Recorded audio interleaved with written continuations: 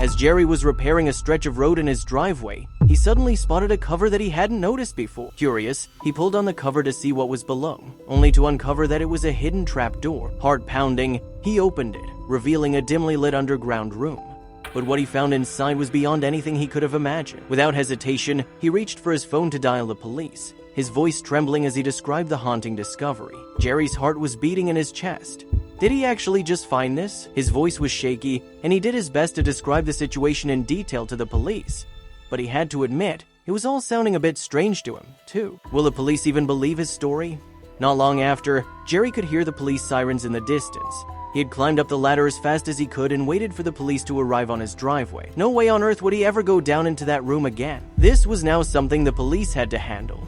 As soon as the police entered the room, Jerry could hear their confused voices. It was pitch black down there, so he could only hope they found what he knew was down there. But when they came up again, Jerry was shocked. But what did Jerry find in the hidden room? Why did he call the police over it? And what was so shocking? But before we start, smash the like button, subscribe, and don't forget the notification bell so you never miss any of our upcoming stories. Jerry's messy and rundown driveway had been bothering him since the day he moved in. He had been living in his home for 3 months now, but never had the time to fix it. It was cluttered with tools and garden scraps from when he tried to landscape his garden with absolutely no experience in gardening. Finally, on a lazy Sunday, he decided it was time. He put on 90s music to get him motivated and began to clear out all the clutter. Bit by bit, he started to see the progress. At one point, he realized that after today, he could finally use his driveway for what it was intended, to park his car. But as soon as he started repairing a few cracks at the side of his driveway with cement, he noticed something he hadn't noticed before. There was a piece of metal embedded in his driveway. It kind of looked like a sewer hatch, but it wasn't round. It was rectangular. Jerry figured it was probably nothing and decided to leave it. Well, he tried to, at least, because as he worked on his driveway, he kept noticing the metal hatch in the corner of his eye. As he walked over to the hatch, he noticed how big it actually was. It was just big enough to fit a human. He wondered how he hadn't noticed it before, but that was probably because, at one point, his driveway was so cluttered he couldn't even see the ground. But now that it was all cleared, the hatch couldn't be more obvious. Jerry crouched down beside it and tried to pry it open with his hands. Sadly, the metal was too heavy. Jerry had to think of something else. Jerry remembered he saw a screwdriver somewhere up his driveway, so he went and looked for it. He found it rather quickly and immediately got to work. He pried the screwdriver inside the crease and pushed the end down with all his weight. To Jerry's luck, the hatch began to move. The tip of the screwdriver managed to lift the hatch up a little. It wasn't much, but it was just enough for Jerry to get his fingers underneath it. Now, he had to let go of the screwdriver and just hope the hatch wouldn't crush his fingertips. It was a very stressful situation, to say the least. As the hatch lifted, Jerry slid his whole hands underneath and was now able to give the hatch a final push. The hatch hit the ground with a bang, and sand-dust puffed up in clouds around it. Jerry had to shield his eyes so no sand flew in them, but as soon as everything settled, he looked down. Jerry's eyes widened in shock. It slowly dawned on him what he was looking at. He had prepared himself for a sewage pipe and bad smell, but that wasn't at all what he was looking at. Instead, he looked at what seemed like a long tunnel down under the ground. Jerry carefully peeked over the edge and saw how far down it went. What could be down there? As Jerry looked down, he also noticed there wasn't a ladder or stairs. He did see a point where once a ladder was attached, but somehow the ladder itself was gone. Jerry knew he had a ladder somewhere in his garage, so he quickly ran inside to look for it. He quickly walked back and maneuvered his ladder into the tunnel. Suddenly, he heard his neighbor's door opening. "Hi, Jerry," his neighbor happily said. "Oh, hi, Lorraine," Jerry answered. Lorraine was a 70-something-year-old woman who had been living here long before Jerry was even born. "What do you have there?" she said as she stumbled his way. Jerry figured if there had to be someone who knew more about this room, it had to be Lorraine. "I found this tunnel under my driveway. Do you know what it could lead to? Of maybe if the previous owners built it for something?" Jerry hopefully asked. But what she said next surprised him. Lorraine had to think long and hard. I do remember one couple who lived there maybe 20 years ago or so," she finally said. Jerry looked at her, waiting for the rest of her story. "Oh, I have to get the papers. I'm sorry," she eventually said. Jerry frowned, but then he remembered her dementia. "All right, maybe I'll talk to you later, Lorraine," he said as he watched her walk away. He had hoped she would be able to tell him more.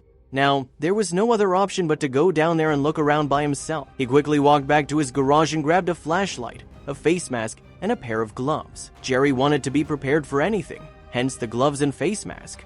If the hatch really had been closed for 20 years, who knew what could be down there? He had no desire to get sick from trapped gases from decaying rodent corpses, but he mostly hoped he wouldn't even find those at all.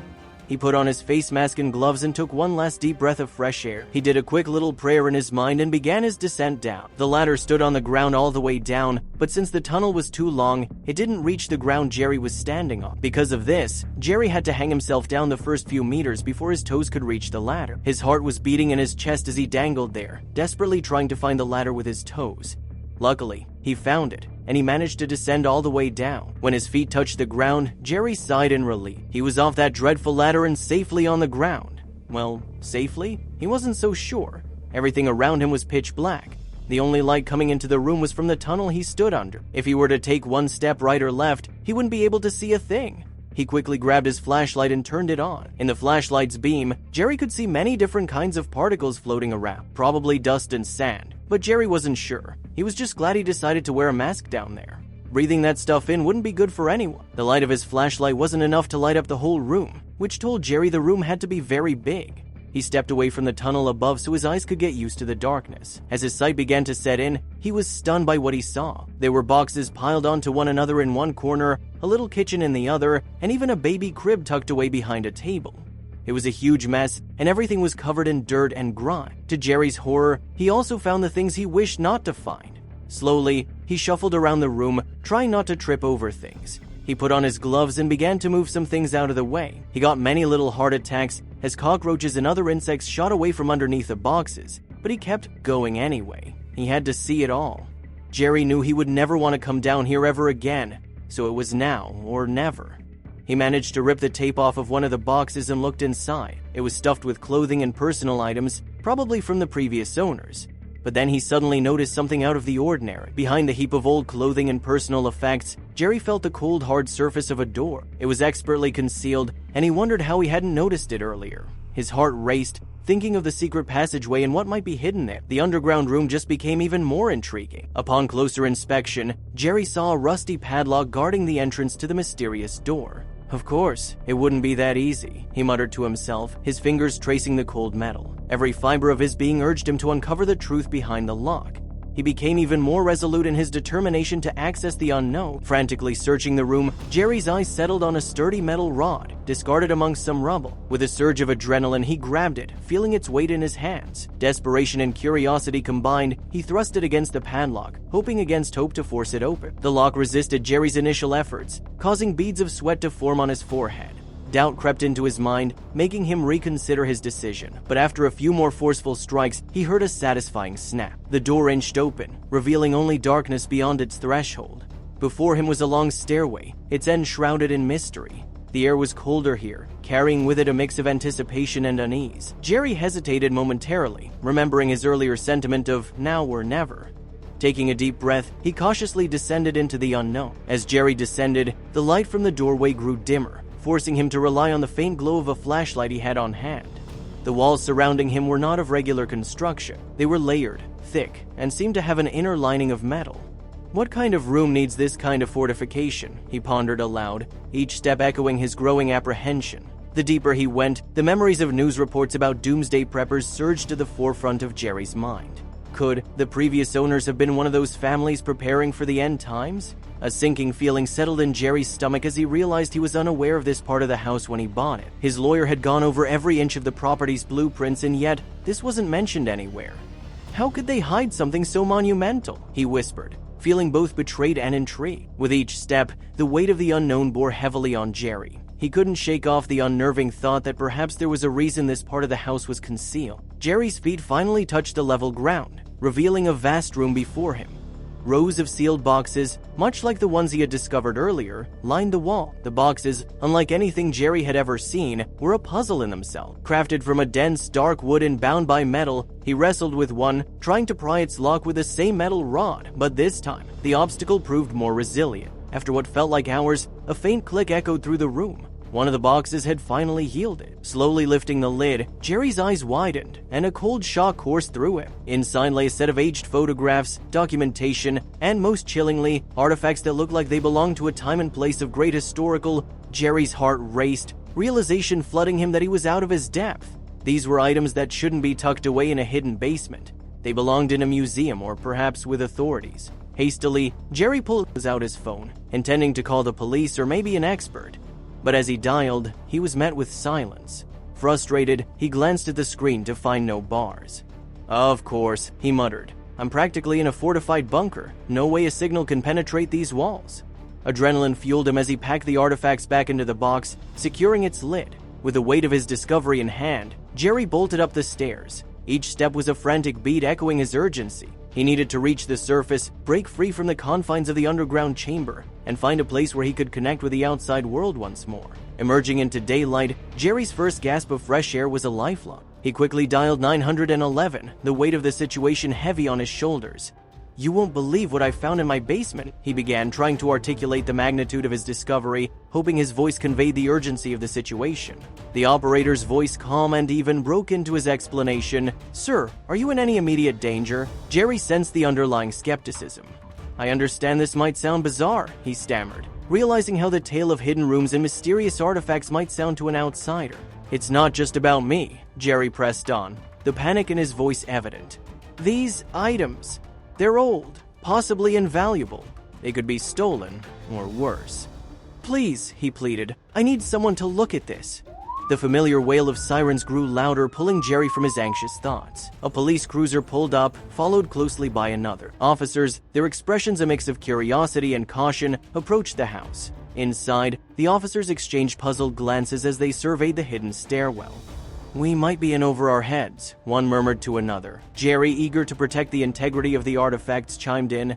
"I believe these boxes need special handling, perhaps an archaeology or antiquities unit." The leading officer nodded, realizing this wasn't a typical call and that experts would be required to uncover the full story behind Jerry's shocking find.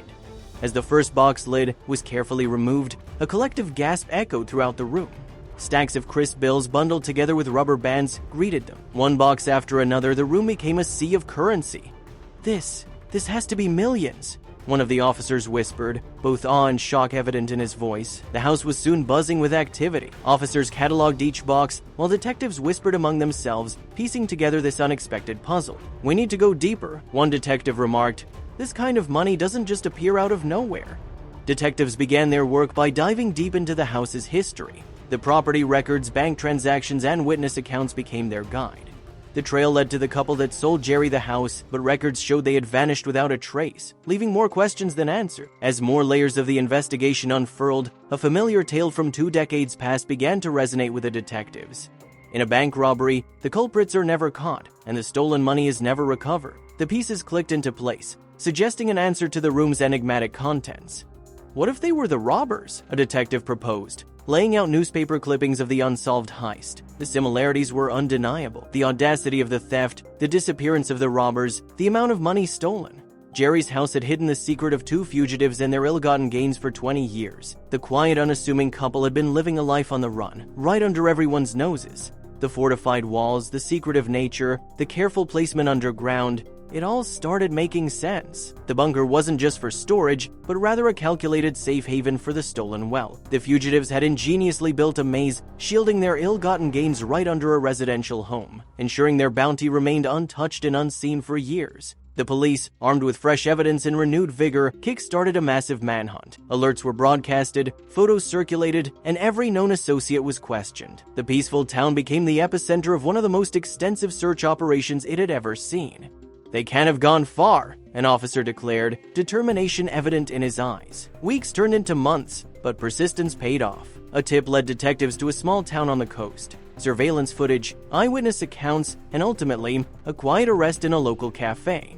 The fugitives had aged, thinking they had outwitted the law, but the past has a funny way of resurfacing. Handcuffed and read their rights, the two stood a stark contrast to the life they had built post-heist. "It was a long time ago," one of them muttered, resignation in their voice. Their clandestine life, filled with fake identities and constantly looking over their shoulders, had come to a dramatic end. The town was abuzz, struggling to reconcile the image of their erstwhile neighbors with the now-revealed bank robbers. With the fugitives apprehended and the stolen cash confiscated, Jerry was left with an expansive underground bunker, Friends joked about turning it into a man cave or a private cinema, but for Jerry, it was a constant reminder of the house's dark history. He pondered the idea of sealing it off permanently, or perhaps finding a purpose that could turn its tainted past into a hopeful future. In a surprising turn of events, after the legal proceedings and asset reclamation, the bank decided to reward Jerry for his accidental but pivotal role in cracking a case that had long gone cold. The reward was substantial, an amount that would easily pay off his mortgage and leave plenty more for a comfortable life. Jerry stood in stunned silence as he stared at the check, his mind racing with the possibilities. The reward brought relief and joy, but the bunker remained a conundrum.